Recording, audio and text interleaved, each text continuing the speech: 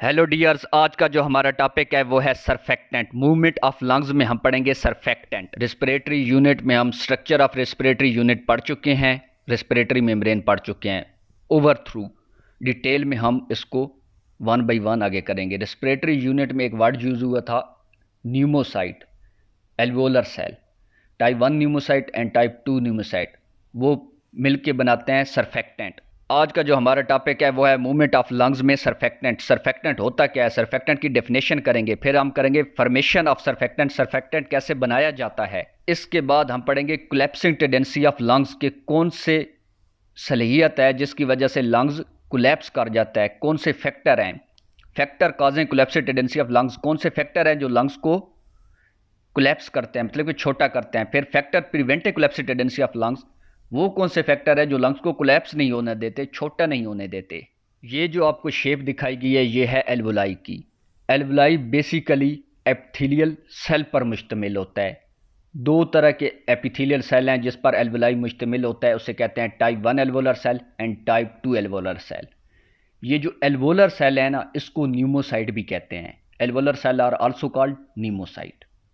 आगे हम पढ़ते हैं इसकी type, type 1 alveolar cell and type 2 alveolar cell. ये जो एपिथेलियल सेल है ना, यहाँ हम दो तरह के एपिथेलियल सेल पढ़ेंगे।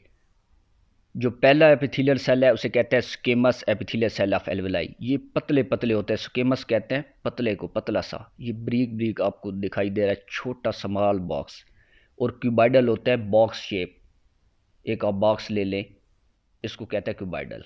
What is type 1 alveolar cell? ये जो टाइप 1 एल्वोलर सेल है इसे कहते हैं टाइप 1 न्यूमोसाइट भी कहते हैं, एल्वोलर टाइप 1 भी कहते हैं, और इसी को कहते हैं स्केमस epithelial cell of alveoli.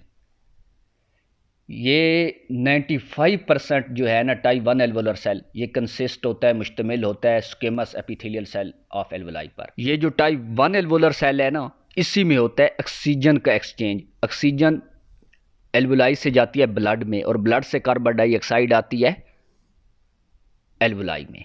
Type 2 alveolar cell, type 2 alveolar को सेल को कहते हैं टाइप 2 न्यूमोसाइट। टाइप 2 न्यूमोसाइट को भी कहते हैं एल्वोलर टाइप 2। इसी को कहते हैं, ये जो टाइप 2 एल्वोलर सेल है इसको कहता है cuboidal epithelial cell of alveoli. ये जो एल्वोलर सेल हैं टाइप 2 एल्वोलर सेल, ये क्यूबॉइडल सेल पर मुश्तमिल होते हैं, क्यूबॉइडल एपिथेलियल सेल पर। और ये 5% एल्वोलर सेल बनाते हैं टाइप 2 एल्वोलर सेल। इसमें ये जो टाइप 2 एल्वोलर सेल है इसको क्या कहते हैं, ग्रेनुलो न्यूमोसाइट भी कहते हैं। ये जो टाइप 2 एल्वोलर सेल है ये सिक्रीट करता है alveolar fluid and surfactant. Fluid क्या होता है? फ्लूइड होता है वाटर, और सरफेक्टेंट क्या होता है, इसी को हम डिटेल में आप पढ़ते हैं। Type 1 alveolar cell, type 1 alveolar cell are the squamous epithelial cell forming about 95% of the total number of cell of type 1 alveolar cell। ये कह रहा है अभी जो टाइप 1 एल्वोलर सेल हैं वो एपिथेलियल सेल तो हैं, लेकिन कौन से एपिथेलियल सेल हैं? स्क्वेमस एपिथेलियल सेल हैं, और 95% टाइप 1 एल्वोलर सेल बनाते हैं। These cell form the site of gaseous exchange between the alveoli and blood. ये जो टाइप 1 एल्वोलर सेल है यहाँ से गैसियस एक्सचेंज होती है एल्वियोलस से ब्लड के दरमियान में। ये जो टाइप 1 एल्वोलर सेल है इसमें गैसियस एक्सचेंज होती है एल्वियोलस से ब्लड के दरमियान, ब्लड में इंटर हो जाती है। ऑक्सीजन जो एयर होती है जो आती है एल्वोलस में, वहाँ से इंटर हो जाती है ब्लड में।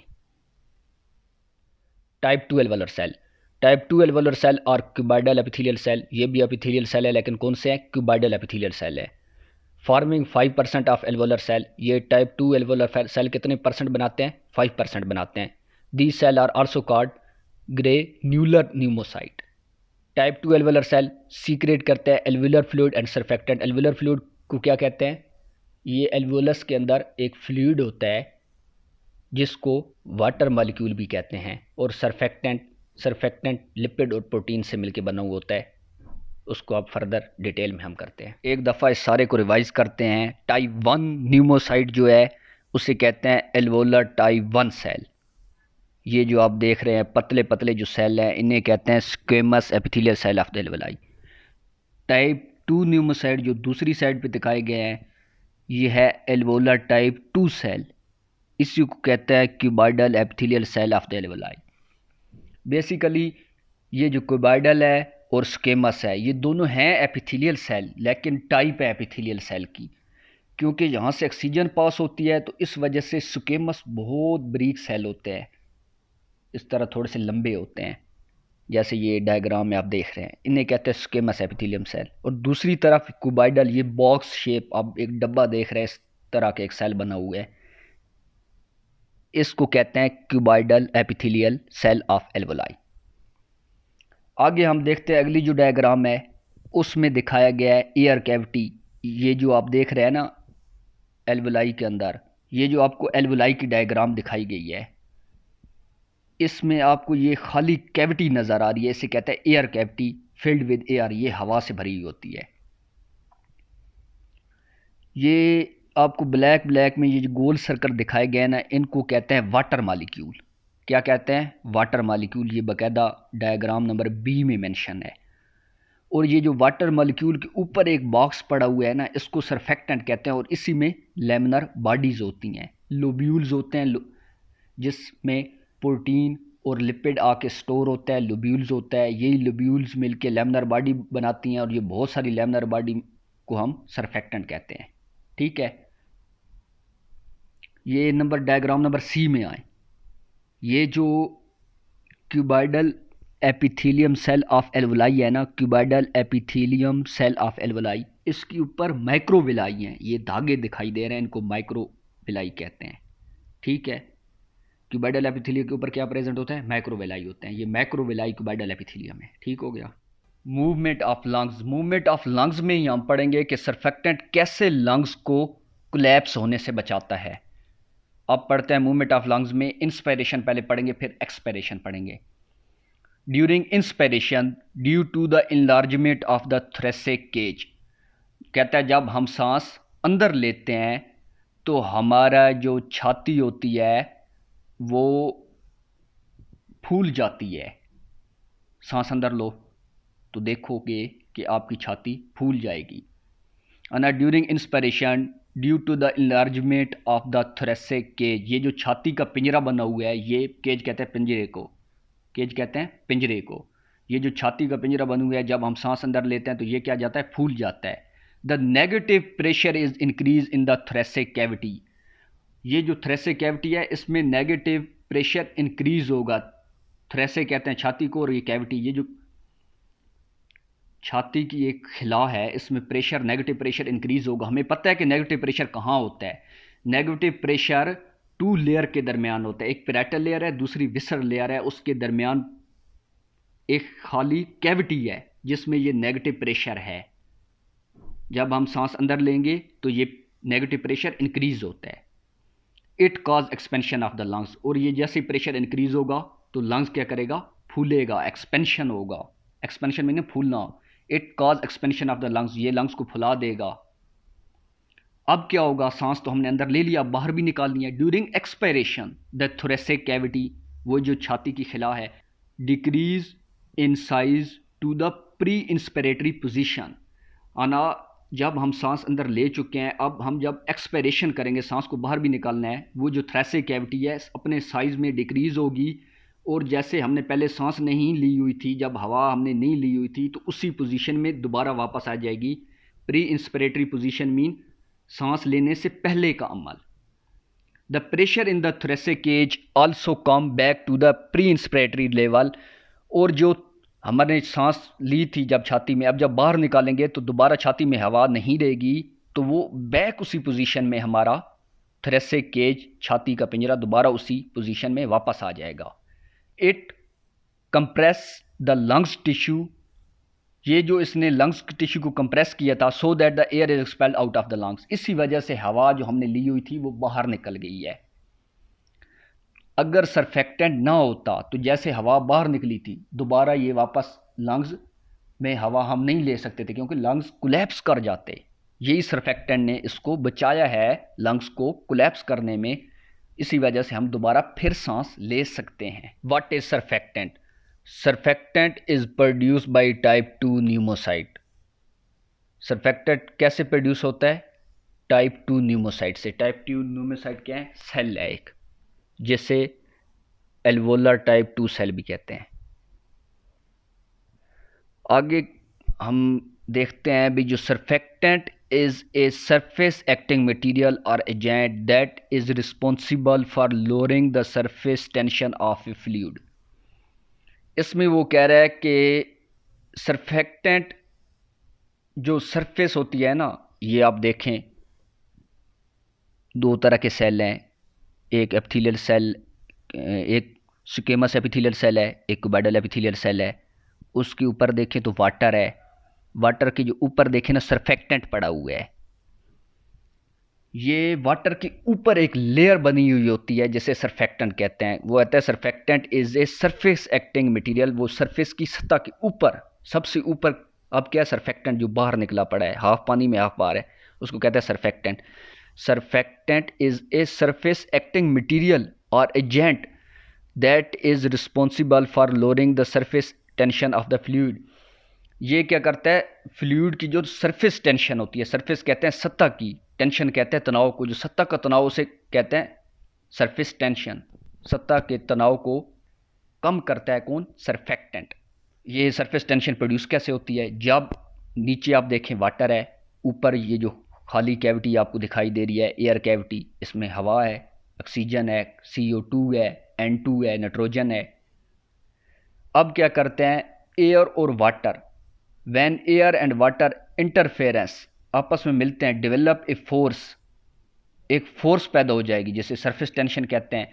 ये जो सरफेक्टेंट है किसको? एयर और वाटर को आपस में मिलने नहीं देगा। Surface tension is also called a collapsing force. Surface tension is a collapsing force. Lungs collapsing force alveoli को कोलैप्स कर देती है तो लंग्स कोलैप्स हो जाएगा। Surface tension all the time collapse the lungs, ये लंग्स को भी कोलैप्स कर देगी, वो जो बात की है। Why it not collapse? क्यों ये कोलैप्स नहीं हो रहा?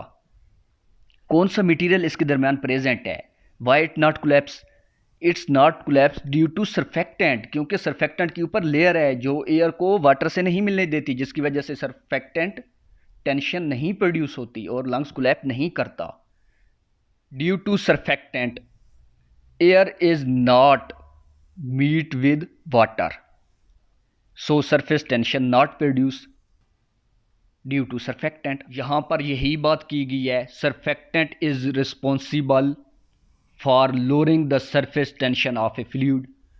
सरफेक्टेंट क्या करता है? फ्लूइड की जो होती है ना सरफेस टेंशन, उसको लो करता है। आगे हम देखते हैं surfactant that lines the epithelium of the alveoli in the lungs is known as pulmonary surfactant. अब देखें गौर से सुने, सरफेक्टेंट क्या करता है? एक लाइन बनाता है, एक लेयर बनाता है, किसके ऊपर? एल्वेलाई के जो सेल है एपिथेलियम के ऊपर। किस में? लंग्स के अंदर। उसे क्या कहते हैं? पल्मोनरी सरफेक्टेंट भी कह सकते हैं। पल्मोनरी कहते हैं लंग्स को, सरफेक्टेंट वही जो मटेरियल है जो इंटर मॉलिक्यूलर ये जो सरफेस टेंशन फोर्स है इसको प्रोड्यूस नहीं हो देता, वही सरफेक्टेंट है। अगर मैं सिंपल कहूं तो वो ये कह रहा है कि सरफेक्टेंट एक लेयर बना देता है किसके ऊपर? वाटर मॉलिक्यूल के ऊपर, जो एल्वेलाई के सेल हैं उनके ऊपर एक लेयर बना देता है जिसको हम पल्मोनरी सरफेक्टेंट कहते हैं। और ये जो लेयर बन जाती है, it decrease the surface tension on the alveolar. ये जो एल्वियोलर है इसकी ना सरफेस टेंशन को डिक्रीज कर देगा। सरफेस टेंशन डिक्रीज होगी तो क्या? लंग्स कोलैप्स नहीं होंगे। Source of secreting of pulmonary surfactant, कौन कौन से सोर्स कहते हैं जराए को? जराए हैं जो पल्मोनरी सरफेक्टेंट, वही सिंपल कहें तो सरफेक्टेंट, फिर हम क्योंकि लंग्स में है तो पल्मोनरी सरफेक्टेंट कहेंगे। कौन कौन से जराए हैं जो सरफेक्टेंट को रिलीज करते हैं? कई दफ़ा हम पढ़ चुके हैं। Pulmonary surfactant is secreted by 2 type of cell, 2 तरह के सेल से रिलीज होते हैं। मोस्टली ये जो रिलीज होता है ना सरफेक्टेंट, ये रिलीज होता है टाइप 2 एल्वेलर एपिथेलियल सेल से। अब हम पढ़ते हैं टाइप 2 एल्वेलर एपिथेलियल सेल क्या है।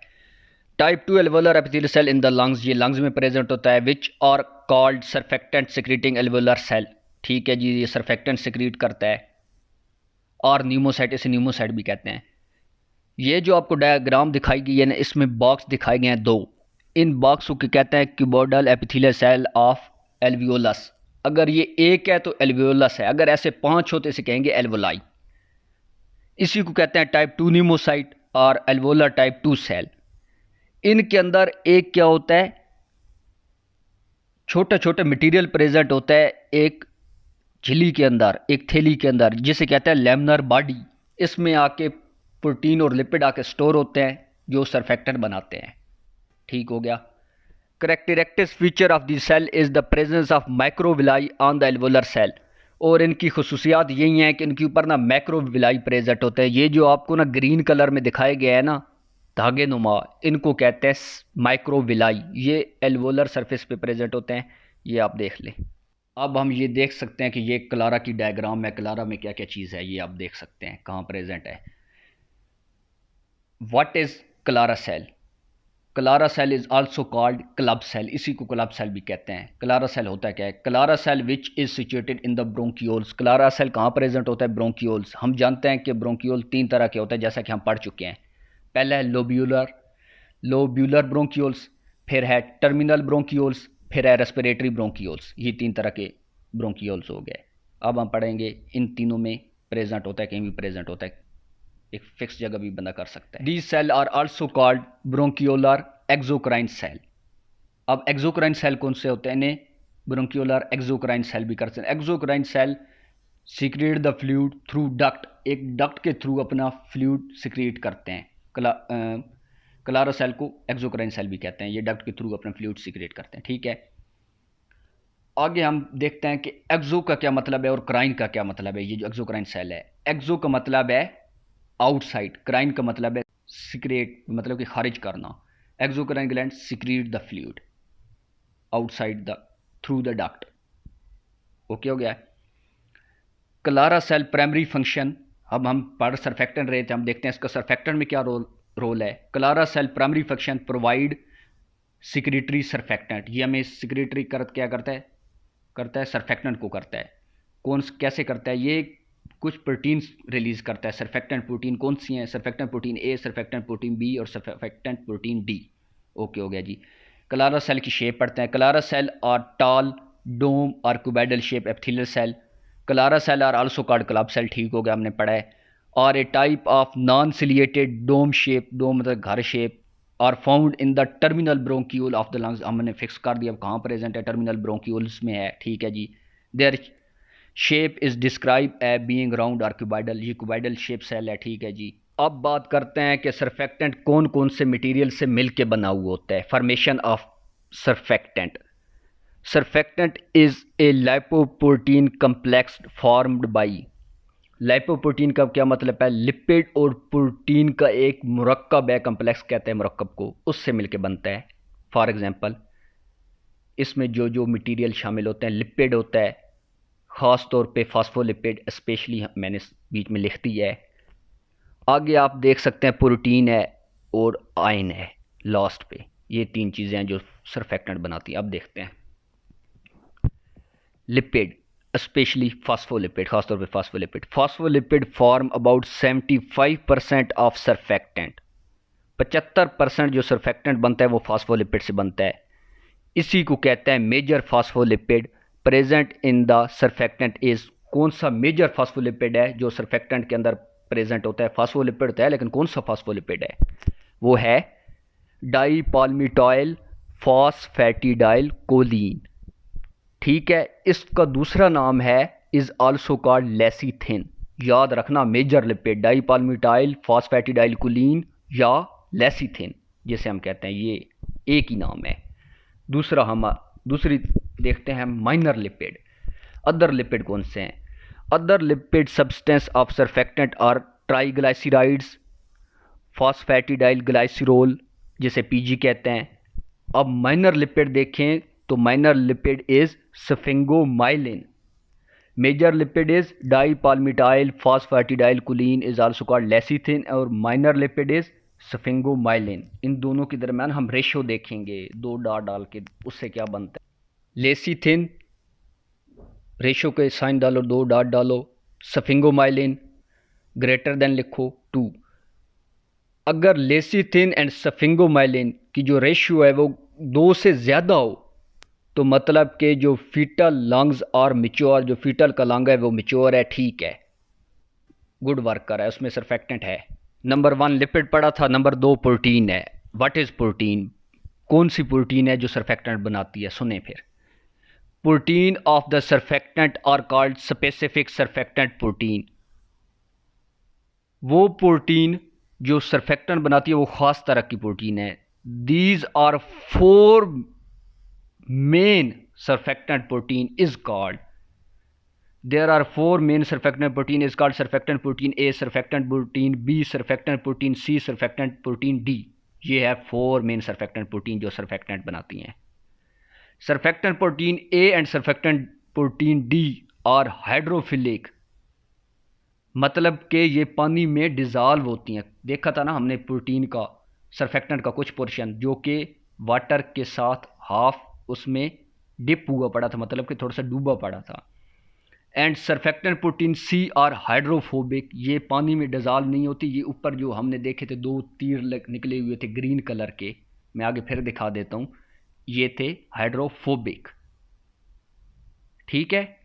सरफेक्टेंट प्रोटीन और vital component of the surfactant. Surfactant protein एक अहम मुरक्कब है सरफेक्टेंट का। सरफेक्टेंट को मुरक्कब कहते हैं बनाने वाले अमल को, of surfactant. And the surfactant become inactive, surfactant work ही नहीं करेगा in the absence of protein. अगर ये प्रोटीन निकल जाए, ख़त्म हो जाए, या प्रोड्यूस ना हो, या फॉर्म्ड ना हो, तो सरफेक्टेंट बनेगा ही नहीं। जब बनेगा नहीं तो एल्वेलाई कोलैप्स करेंगे। बनेगा नहीं मतलब कि कंप्लीटली फॉर्म नहीं होगा अगर ये प्रोटीन एब्सेंट हुई तो, और इनएक्टिव स्टेट में होगा, वर्क परफॉर्म नहीं करेगा। लिपिड हमने पढ़ लिए, प्रोटीन पढ़ लिए, नंबर 3 पे था ions. Ions present in the surfactant are mostly कौन से आयन? Calcium ion. कौन से आयन प्रेजेंट होते हैं सरफेक्टेंट के अंदर? कैल्शियम आयन, ठीक हो गया। अब मैंने आपको कहा था कि मैं सरफेक्टेंट दिखाऊंगा कौन सा पार्ट हाइड्रोफोबिक है, कौन सा पार्ट हाइड्रोफिलिक है। ये आप सरफेक्टेंट देख रहे हैं, ये वाटर मॉलिक्यूल है। कुछ सरफेक्टेंट का पार्ट वाटर मॉलिक्यूल के साथ डिप हुआ पड़ा है, इसे कहते हैं हाइड्रोफोबिक। और जो ऊपर, इसे कहते हैं हाइड्रोफोबिक। हाइड्रोफोबिक वो पार्ट है, ये आप देख रहे हैं, ये जो एयर कैविटी में हाफ प्रेजेंट है। ये नीचे आप देख रहे हैं वाटर मॉलिक्यूल हैं, ये जो गोल से ब्लैक कलर के डॉट जो भी आपको नज़र आ रहा है ना नीचे, कोई सीक्वेंस फॉर्म में, कोई सीक्वेंस फॉर्म नहीं पड़े, ऐसे रेंडमली बने हुए हैं, इनको कहते हैं वाटर मॉलिक्यूल, ठीक है। इसके ऊपर पड़ा हुआ है सरफेक्टेंट। जो नीचे पार्ट डिप हुआ पड़ा है वो मैंने आपको बता दिया है, वो हाइड्रोफिलिक है। और जो ऊपर पार्ट है जो डिप नहीं पड़ा हुआ वो है हाइड्रोफोबिक। इसके ऊपर 2 इस तरह की लाइन बनी हुई हैं। इन जो लाइंस हैं ना, ये फैटी एसिड की बनी हुई हैं, फैटी एसिड चेन है, इसे डाइपॉलीमिटाइल फैटी एसिड चेन कहते हैं। और ये जो हाफ पोर्शन जो डिप नहीं हुआ ना, एयर कैविटी में प्रेजेंट है, इसी को कहते हैं हाइड्रोफोबिक। अब एक और डायग्राम देखते हैं, इसमें और भी क्लियर हो जाएगा। ये जो पार्ट आप देख रहे हैं कि पानी में डिप है सरफेक्टेंट का, ये है हाइड्रोफिलिक। और जो ऊपर वाला पार्ट है जिसके ऊपर 2 लाइनें भी लगी हुई हैं, इसको कहते हैं हाइड्रोफोबिक। ये एयर में है, नीचे वाला वाटर है।